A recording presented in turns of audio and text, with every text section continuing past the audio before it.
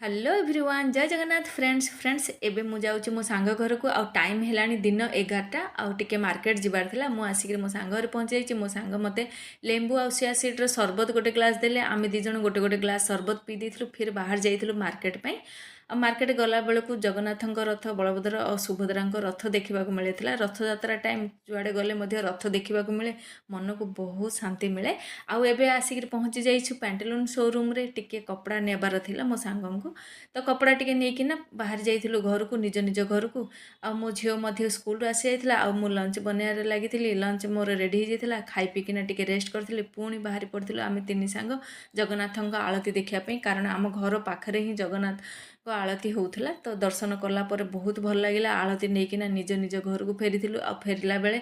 टिके गुपचुप खाइबा को इच्छा हेतिला तो तीन सांग मिसी टिके टिके गुपचुप खाई देथिलु फ्रेंड्स मो ब्लॉग टी जदी भल लागुची सब्सक्राइब करबा को जम्मार भूलिबेनी थैंक यू।